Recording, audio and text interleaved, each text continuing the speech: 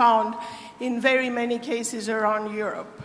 So I'm born in Greece. I have lived many years in Greece. I'm also Swedish, and I have lived equally many years in Sweden. And now, since more than 12 years, I live and work in Finland.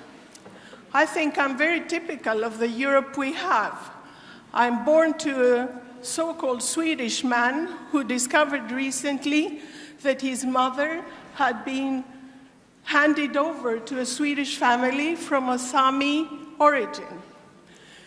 My own grandfather was probably expelled from Germany sometime in the late 1880s. We don't know much about it. So this is kind of the pattern that we have in Europe.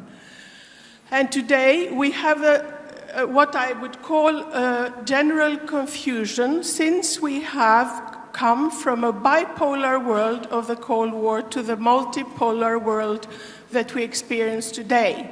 This shift from the clear polarization between the East and the West is a positive thing, even though confusion is there. So we need to adapt, as was also invoked by Andrea Gross, this thinking about minorities from the bipolar world to a multipolar world.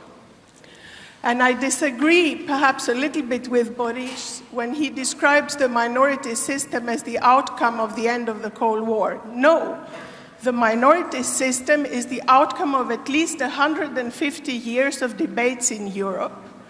And next year, we will also be celebrating the 230 years since the French Revolution. And my plea to you is not to use the term populist as easily and lightly as is done. Because Robespierre, one of the great figures of the French Revolution, who protected the rights of minorities and the freedom of expression in his first part of life, then was also a fundamentalist who killed everyone that disagreed with him. So perhaps he could have been called a socialist originally, and then he turned into a proponent of terror. So we cannot live with this compartmentalization of identities while we need to respect the cultural diversity. I think this is possible to be done today, and many countries try to do it. You can reframe minority issues. You can put them into sustainable development goal debates, which is a global discussion, not only a European. And you can also think about the way you use democracy.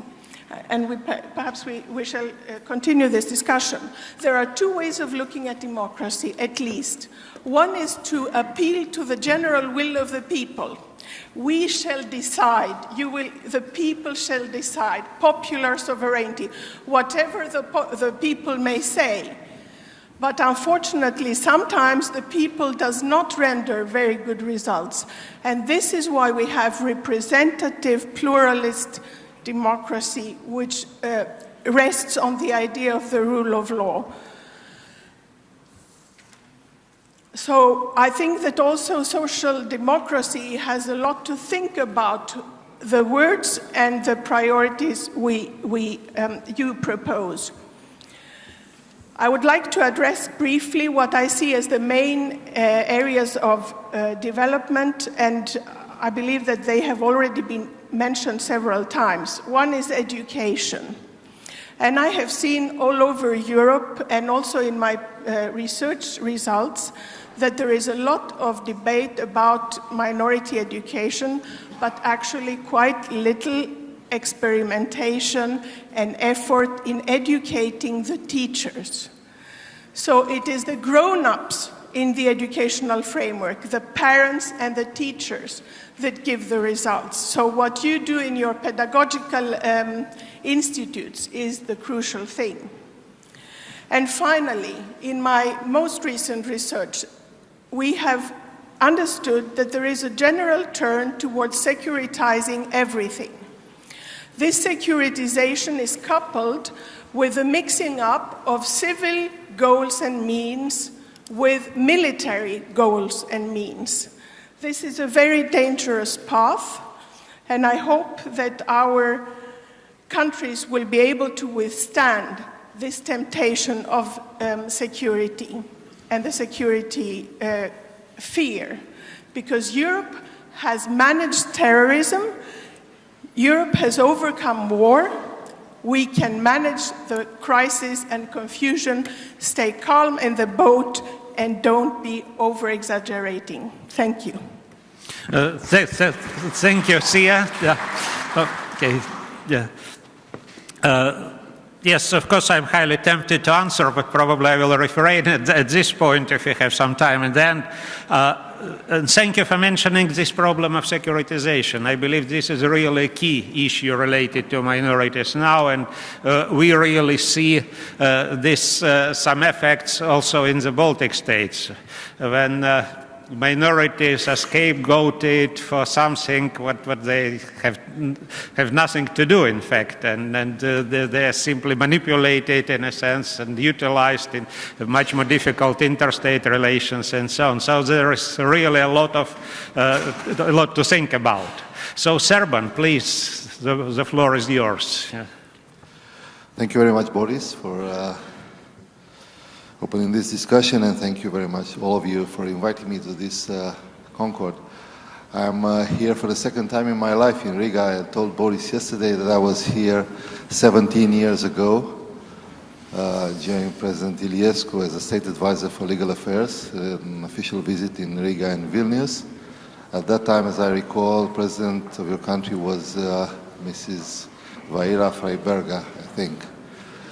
Well, starting politics in 1989 with the revolution, I passed all these years seeing all the changes that transformed my country and the rest of Europe after the Cold War. And of course, the issue of minority rights was always on the table of discussion. I don't know if Romania is a model for the rest of European countries, but our model can give you some ideas in order to approach what we see as minority rights and minority issue. Starting in 1991, we established in our constitution that we offer seats in the Chamber of Deputies. We have a bicameral parliament for each national minority lives in Romania unless they get their seats through elections.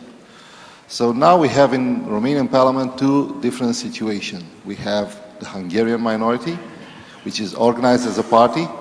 They receive more than 5% seats in the parliament, so they have deputies and senators, representing now 7% of the total amount of parliamentarians. They have 21 deputies and 9 senators, which means groups in both chambers of our parliament. We also have one member of the House of Deputies for 17 minorities, which means Germans, Greeks, Jews, Serbians, Bulgarians, Russians, Ukrainians, and so on, Czechs, Slovaks, you name it, 17 ethnic minorities, according to our long history of common living in the Carpathian and the Danube area. So starting with this, we have established since 1991 at a governmental level a department for ethnic minorities in order to support from the central governance of Romania, according to the effort of the local authorities, the maintaining and developing of cultural identity and to preserve what was considered and is still considered their benchmarks for ethnic minorities like language, religion, tradition, and so on. Right now, we are still having television programs and radio programs in native languages. We have, for Hungarians, more than 3.5 hours per week. For Germans, 1.5 hours per week, and other minorities have also programs in their native language, which includes, of course, music, poetry, artistical creations. You see, we all listened to an impressive artist at the beginning of this Concord. She sings quite impressive in 4 different languages. The music sounds beautiful in 4 different languages. We all use English as the most common language in order to understand each other throughout all of Europe, probably celebrating Brexit. We use English. And that says that we can understand each other, we can find our common values, and we also can bring minority values at the top level of our life.